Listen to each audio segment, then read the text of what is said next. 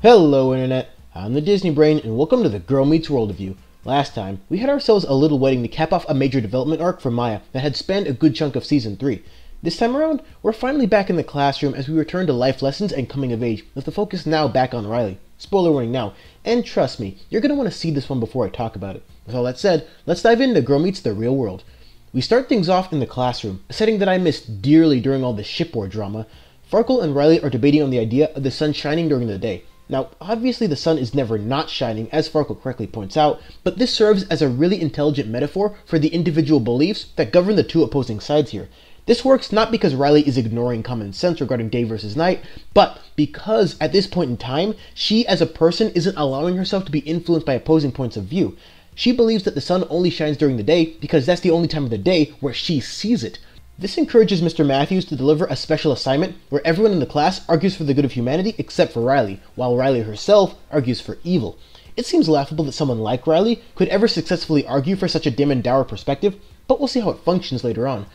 The next scene serves as a huge reality check for Riley, who, as many of us are already privy to, has been very sheltered, not just as someone who has luxuries and a family that many don't, but also because she actively avoids things like newspapers or headlines that would for the most part deliver unpleasant news.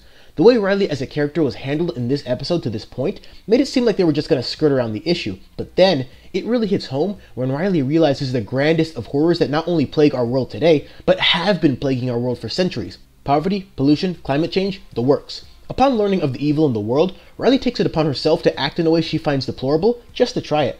This results in the eating of Zay's cookie. Yeah, really. I would argue that this show could have and should have done something way more impactful than that, especially given the weight that this episode's theme is given later on. This singular action, however, is valuable for setting Riley down a path where she now has a slightly more nuanced grasp of how humanity can be both good and evil. It's within the scope of Riley's character to go a bit overboard and start assuming an evil world just because she gave into an evil temptation once. So the things she comes to realize do work on that level, even though I wasn't a big fan of the inciting incident.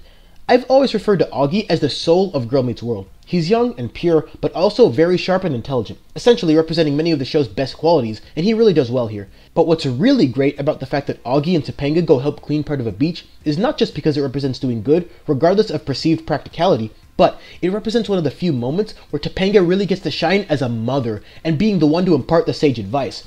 Mr. Matthews always gets to teach the lessons, and his students always get to learn them. But seeing Topanga, as she was portrayed in this episode, even with limited screen time, being the one to dole out the wisdom for a change was a great moment. Then we return to the classroom, where it's Riley versus the rest of the class, with the fate of humanity on the line. Riley's stance is somewhat inspired by Edmund Burke's famous Triumph of Evil quote, which states that all that is necessary for evil to succeed is for good men to do nothing. And, since poverty, climate change, war, and hunger still exist, she essentially argues that good men and women haven't done enough or the world would be good. Where this episode really becomes great is the wise choice to avoid answering that debate directly, as it's more of a front for a much larger internal debate, not about good versus evil necessarily, but about choosing good or evil. All of us have it within ourselves to make that choice, and either side will seem more or less tempting given the situation. This episode isn't trying to obnoxiously force the right choice down your throat, it's trying to convey the idea that your choices, for better or for worse, make you the person that you are, and understanding the perspective of the other side is inherently valuable, but that doesn't always mean that your personal beliefs need to change in response to that understanding. Knowing of the bad things that happen every day in this world and still having faith in humanity is the very essence of faith regardless of what you choose to believe, and the fact that Riley can now embrace that personal belief as strongly as ever while also having experienced a heavy dose of reality only makes me appreciate her character that much more. And that's Girl Meets the Real World. A very well-conceived episode that I think, for the most part, successfully carried the weight of its themes, while also never being overly preachy about good or the power of belief, and more than made up for a handful of overly silly moments. It's like a smarter, more applicable version of Girl Meets Belief, in the sense that belief is still a guiding force throughout the episode, but it's tied more to the characters of Riley, and to a lesser degree Augie, than to a specific religion. And even though I stated that the whole Zay cookie thing wasn't a great catalyst for everything that followed, the cookie itself does serve as another intelligent metaphor. It symbolizes how we can better appreciate one special thing, which is essentially what Riley represents in the context of the entire show. One person whose sunshine can cut through even the thickest fog. So when you think about it functionally, the cookie symbolizes Riley's goodness, and her eating it as the first step towards badness makes a lot of sense. but I'm still left thinking that there could have been something with a bit more of an emotional kick behind it. For example, what if Riley decided to confront her old cyberbully from back in Rileytown and get a little payback? What if the inciting incident was doing something wrong that felt right because of what happened to her back in Season 2? Considering how much she struggled with staying herself throughout that painful ordeal, it could have made for an incredible turning point in this episode, and could have turned it into one of the best episodes of all time. But all that having been said, I still consider Real World a great episode because of the way it worked through its themes through metaphors, the way Augie and Topanga were utilized as part of the main plot as opposed to just another subplot, and the solid acting performance given by Rowan on the back end of this episode all make this one special for me. I wouldn't call it the best episode of Season 3 so far, since Upstate probably has it beat, but it's definitely a great one, even though it could have easily been even better than that.